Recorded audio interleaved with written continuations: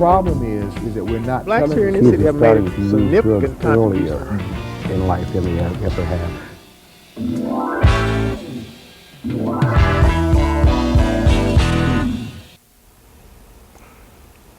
Welcome to Minority Focus. I'm your host, Jimmie Moore. This is a particularly special show for me today because my guests are two people who have been most influential to me in my personal and spiritual lives since my stay here in Paducah. Celebrating, or they've come to talk about a very special celebration that's going to go on very shortly. Seems like Washington Street's chock full of historical things going on. This is a very special one. Joining me today is Commissioner Robert Coleman, Deacon Robert Coleman of Washington Street Missionary Baptist Church. Thank you. And its pastor, the Reverend Raynarldo Henderson. Thank you. Welcome to the both of you. Appreciate Very being glad here. to have you. Had you here before. Yes. Been after you since the show first started and played so much phone tag, I finally give up on you. But I'm here. Glad you're here. Thank At you. long last. I'm going to let you begin, Brother Coleman, by telling us about the occasion, and I'm going to save the best for last. So should I do it the other way around? We're following your lead. You're the host. I'll let you begin. Okay, I'll save well, the best. the occasion is the pastor's anniversary. It just so happens that Pastor Henderson is our 17th pastor at Washington Street Baptist Church, which considering the number of years that we have been organized as a church, that's very few pastors. Our church was organized during slavery in 1855. It was organized from First Baptist Church of Paducah, and we were organized out of that congregation because in spite of it being a period of slavery, and there's a lot of history that people don't talk about, but in spite of it being a period of slavery, some of the slave owners permitted their slaves to attend worship services in churches. And at First Baptist Church was one of those churches here in Paducah. First Baptist was, at that period of time, was located near the river. Of course, you know this city began as a river town and moved westward. And after the numbers of slaves who were in attendance at First Baptist, a decision was made, the numbers are growing, maybe we should organize a church for them. And they went to 7th and Washington Street. When I went into city government over 30-some years ago, I looked at some old maps of the city of Paducah.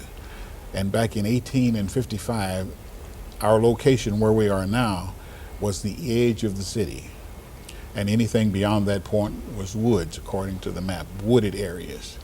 And we were organized there. There was a staff member of First Baptist who was sent with us because many people don't talk about this, not aware of it, but in slavery, slaves could not read or write, were not permitted to. And of course, we learned how to operate as a church family with guidance. Freedom came 10 years later, and Washington Street being a very, very early church in terms of the African American community, we learned from people who knew how to structure churches in terms of operations and the various things that you need to know. And that was the origins of our church. With the origins of the church came various programs that churches do. And as years progressed, one of those programs was they would pay honor to the pastor of that church. It's commonly called, in many instances, pastor's appreciation. It'd be known that Washington Street is considered the mother church of all black churches in Paducah, or of all Baptist churches. All black Baptist churches, well, churches would be applicable because we were the first African American church in Western Kentucky, or we're the oldest African American church in Western Kentucky. Yeah. I know, But as I was saying, making my point on why we are here, we're here for one of the basic programs organized years ago as part of our annual church program, and that is to give recognition to our pastor, and it's called Pastor's Anniversary. And this happens to be the 15th anniversary of our current pastor, Pastor Henderson. And that's why we're here today. Okay, I understand that I've known for some time that the first minister the first pastor of Washington Street Church was a minister named George Paducah. George W. Dupee. His freedom was purchased in the Lexington, Kentucky area by a church called Pleasant Green. The church is older than Washington Street. They purchased his freedom, and he was in that area from the time that his freedom was purchased up until 1858. When Washington Street was organized in 1855, we were under the leadership of one of the white associate ministers of First Baptist Church. And we called George W. Dupee in 1858. He stayed for 39 years. For Pappy Dupee, it's important that I make a point at this point in time. In terms of seniority and tenure, you're looking at the second longest tenure right now. I was getting ready to get that. I was. Yeah. I was going to say that Pappy Dupee stayed a long time. He's very instrumental. And since Pappy Dupee. Right, very instrumental in many of the... as this young man that comes to us, past president of Vice Lords and Gypsy Cobras of Chicago, Illinois. From Chicago. Yes, sir. 15 years. 15 years. That's historical for Washington Street, and that no other minister since Pappy Dupee has stayed. Says something. Says an awful lot about you. Well, how you feel about these 15 years? I ain't going to ask you whether they were any of the negatives or any of the positives, because all that goes with the turf. I understand that. Absolutely. But you're here, and that says a lot, an awful lot.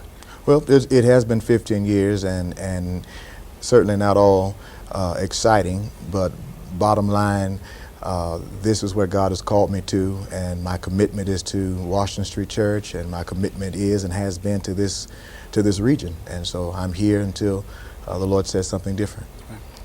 I know the viewing audience has heard me mention on several occasions that for a time there, I don't know if you still do this or not, but for a time there, you made it a point, even though none of your children were students at Paducah Tillman High School, to go there every day for a period of time and visit and be there and be visible too, and make yourself known to the children in order to give them some kind of positive outlook on the people that they have to look up to. Yeah, well, my schedule has changed quite a bit since last time you and I have talked, so it's been some time since I've been at Paducah Tillman or any of the other schools just spending time.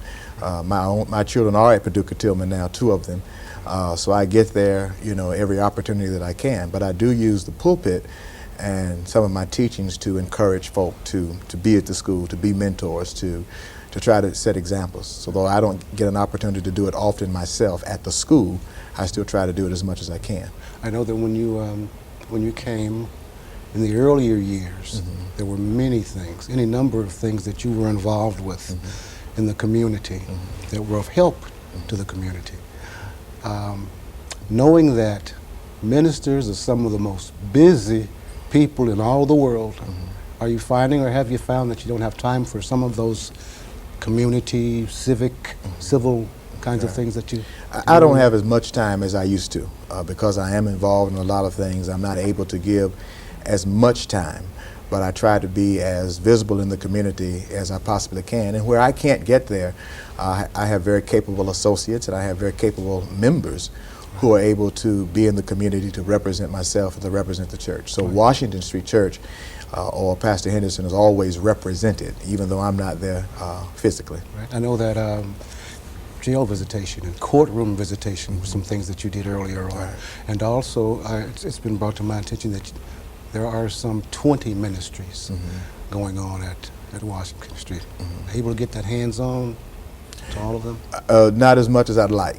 But again, we have some very capable people who are over these ministries, and I think they share my heart, they share my vision for ministry, and so they're able to work and they're able to function without me being there physically and hands-on. Right. But I try to be as much as I can because I think that's important. I'd like to think this is a pretty good team that sits here because both of you function in an area where you're dealing with the lives of a lot of people. Meaning you have to spend a lot of time doing a lot of things for a lot of people and focusing a lot of your attentions on that. It's got to be pretty difficult with a family of your own. Washington Street is no play toy church. That's a large church with a large congregation and a lot of things going on How do y'all do it? How you preachers stay about all this stuff and maintain your sanity? You know what I'm saying? I know God's with you. I know that, but it seems like such a difficult undertaking. Well, it's called balance, and I can't say that I have mastered that just yet, but I'm learning how to balance my time.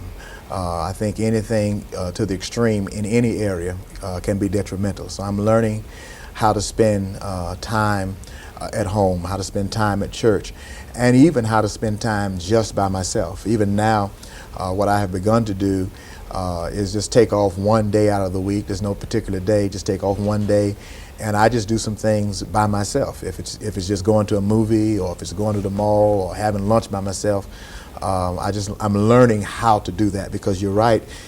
If we don't learn how to balance home life and community life with church life, then it's very possible to be insane.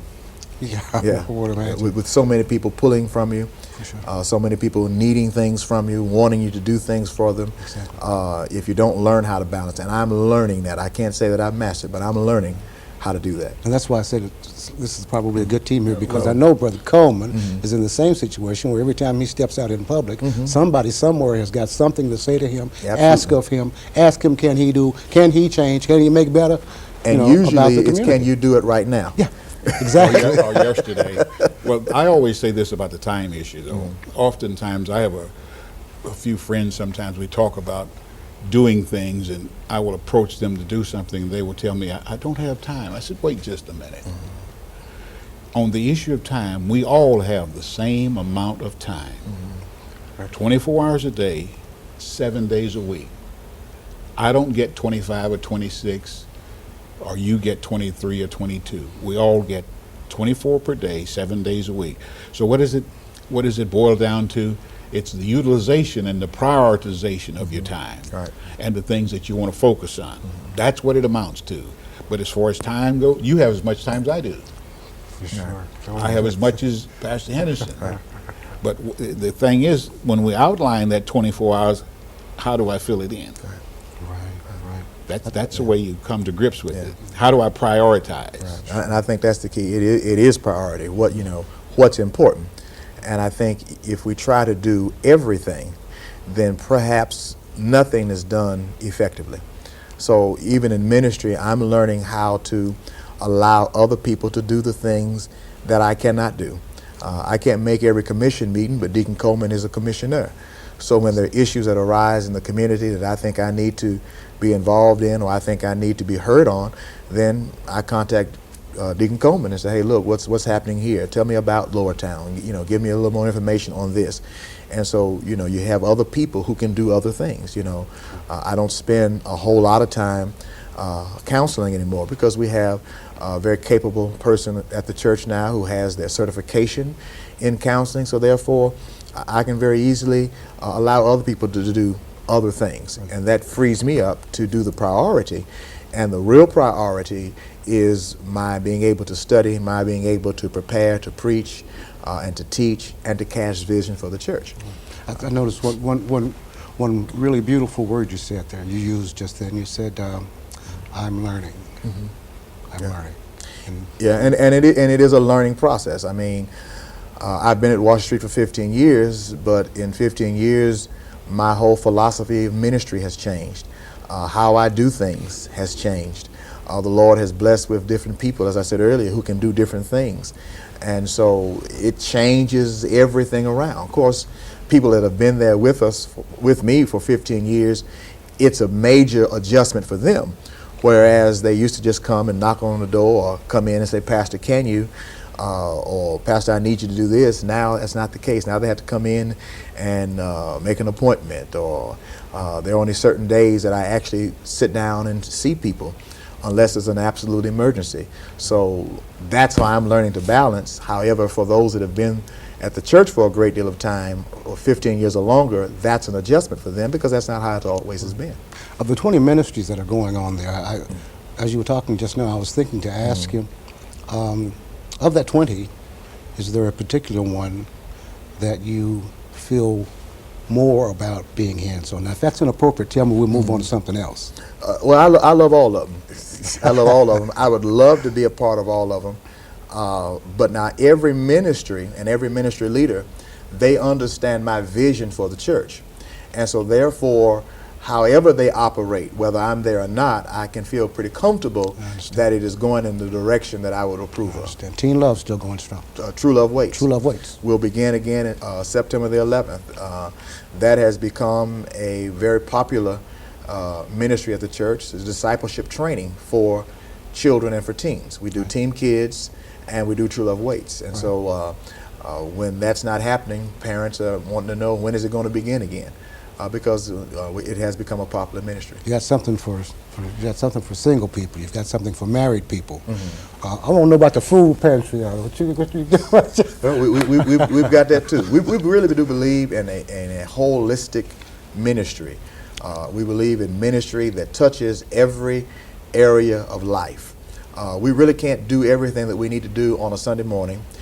My preaching and teaching and the choir singing is not going to do everything in a life of a person that needs to be done. And so therefore, small groups are important. Groups are important where people can come and connect and where friendships can be established. There are times when people have things going on in their life, they can't get to me, they can't get to the pastor, but they have a deacon that they can talk to, they have a deaconess that they can talk to.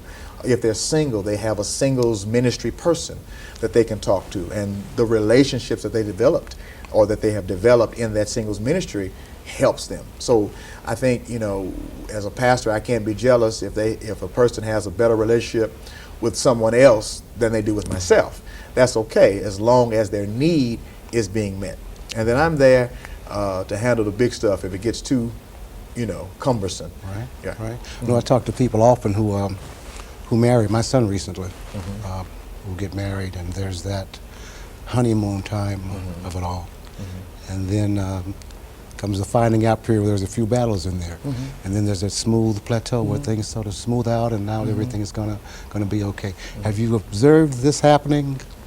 Because I know you've seen a lot of them come and go. I've been there. I walked into Washington Street Baptist Church under pastor number 7. And that means a total. I've been there from my childhood, from pastor number 7, which means I've been there during the periods that 11 ministers have came out of 17. Right. So I've seen a range of things happen. The church is like society. The methods of operation change, you know, from one period of time to another.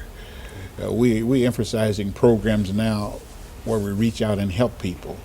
We have amplified some of our programs. For example, when our church was organized, this country was basically a rural society, and then we went from the agrarian society into the Industrial Revolution, and that lasted for quite a few years. And now we are moving from the Industrial Revolution into the knowledge-based technological revolution. So what is the most important thing to cope and to be successful in the new America and the new globe? Because it was once America, now it's global. So now we tell children, and rightfully so, because we're repeating what we've been told, the most important factor for success is education. Right. So we have a broad-based educational ministry, and we have spread that to the point where we have technology based with that, computers and the things that go with it. Right. And where I remember years ago, I was chairman of what we called it the scholarship committee, and now it's the educational ministry because of the so many things involved in it. All right. Yeah, we can no longer wait till the end of the year and give a child a gift for graduating for some dollars. Exactly. You've got to monitor them from the very early stage, and you got to teach. It's necessary that they be taught additional things, even on top of what they're receiving at school, because as I said, the key for success in today's society, education. Yes, sir. There was a ministry that would go every Sunday and get incarcerated people, the ones who were allowed to leave under proper supervision, to come over and have a fantastic meal. I think once a month. Right. Still happening? We still have it. If you go to jail, don't forget about Let me tell you how that ministry even started. It really, and again, to let you know that God has placed people in our midst who have ideas about the kingdom than just the pastor. One year, we were having revival, and the evangelist could not come one night, so I decided that I would preach that night. And I preached a sermon on Baby Boy, a message to mothers and their sons. And one of the members had, at that time, a son that was incarcerated, and she said to me, "Pastor, you ought to go over to the jail, and you ought to see if they'll let those guys come over." And I said, "Okay, I'll do that." I did that, and then the jailer, who was Cliff Gill at that time, said, "Sure." About 30 guys came, and that ministry started. As a matter of fact, we started it every Sunday after that. And then, of course, other churches got involved. And so we do it once a month. They come. We have a jailer who brings them over. They come. They're a part of Sunday school sometimes, and sometimes they get there just for worship. And they worship with us. And after that, they receive a meal and they go back over to McCracken County Jail. But that's a great opportunity for our church, again, to minister and to say to some young men and some young women at times that it does not matter what you've done, or does not matter what kind of mistakes that you've made. We're here to love you, and we're here to help you move from this level to the next. For sure. And sometimes, too, one thing that you can reach out with is a good meal, a hearty handshake, and a pat on the back that says it's okay, and you're able to communicate, to fellowship with them, share. Exactly. And you never know how that's going to sit. And we've had a few, I should say, who've actually come back, who've actually accepted Christ. They've not necessarily united with Washington Street Church, but they've gone back to their communities and they are involved in church. Every now and then I'll see somebody and they'll say, "You don't know who I am, do you?" I said, "No, I can't say that I do. I used to come to your church on Sundays, and I'm doing pretty good now." We had a wedding at the church a few weeks ago, and a young man came and said, "You don't know me, do you?" I said, "No." I said, "I used to come every Sunday, every fourth Sunday. I used to come, you know." So it does make a difference. We don't make a difference for everybody, but I think if we can make a difference for one, then that suggests that the ministry is effective. For sure. I've often heard you say, sometimes at the end of services, we'd love to have you here, but if you choose not to join here, that's fine. Join somewhere. Right, absolutely. And encourage people to be in a church. Be in a church. Somewhere. And now, because ministry has changed so much for me, my philosophy of ministry is not, at this point, just join somewhere, but it's come into a personal relationship with Christ. Right. See that? So now the emphasis is not just on joining church. Right. The emphasis now is on relationship and surrender. Right, and that's what it's all about. It's not so much about the churches that you attend. So a lot of beautiful things going on at Washington Street. I even recall an ex-convict stopping by one day to get out of the rain under the roof there, and becoming a long time. Remember that young man that came that time? Became part of the family for an awful long time. He played volleyball with us and came to prayer meetings. And know exactly what you're talking about, yeah. And we kind of took him underfoot and under wing, and he was with us a good long while. And I think truly cared about the church family. Sure. And that goes to show what it's about when you. And that young man was back over to the church about a month ago. He got out of jail. He united with the church, stayed with us for a little while. We actually, I think, gave him a job at the church. He left, went to another state, and now is back in Paducah, and came over to the church about a month ago just to say hey. Yeah.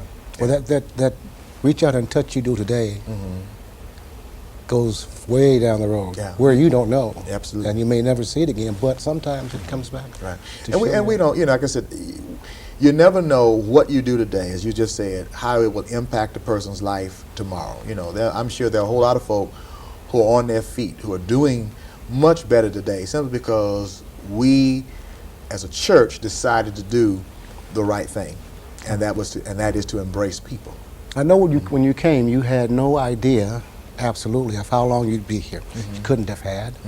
But I do recall your saying to the congregation once that the day you preached your trial sermon here, if you will, that afterwards you said to Sister Sherry, your lovely wife, Sherry, this is where he wants me to be. Yeah. And that you knew that this was it. This was where you needed to Sure be. did. But no idea you'd be here 15 of them. Huh? Had no idea how long I'd be here when I came, but you're absolutely right. The first Sunday that I preached, it was, I think, the church's 138th anniversary that I preached for the morning service. And I knew after that morning service, as I was in the pastor's study, changing my clothes, getting ready to get back on the road, the Lord spoke to my heart and said, this is where you'll be. And I knew from that day that this is where I was going to be. Didn't know how all the things were going to work together for that to happen, but I knew that day that this is where God wanted me. I know that the minister, the pastor, is to be of service to the congregation. And that the congregation at the same is to be of service and servitude to the pastor. And I know that there are any number of people at Washington Street who have been that for you. Hope that stays the case, that you stay another. Wouldn't it be great if knock Pappy Dupree number off? I mean, these guys out here knocking off the baseball records and all that. Knock off Pappy Dupree records. Stay about 30, 40, We're working on it. 45, 50 years. We're working on it. Thanks for coming, both of you. Thank Really do appreciate it. Stay that up. Stay that award-winning team that you are. Really appreciate you coming. Hope you'll come back sometimes and do the 162nd or 72nd anniversary of Washington Street. Thank you so much for coming. Thank you. Thank you, Jimmy. Make me too brave to lie or be unkind. Make me too understanding, too, to mind the little hurts companions given friends, the careless hurts that no one quite intends. Help me to know the inmost hearts of those for whom I care, their secret wishes and all the loads they bear, that I may add my courage to their own. May I make lonely folk feel less alone, and happy ones a little happier yet. May I forget what ought to be forgotten, and recall unfailing all that ought to be recalled. Each kindly thing, forgetting what might sting, to all upon my way day after day. Let me be joy, be hope, let my life sing. For Minority Focus, I'm Jimmie Moore.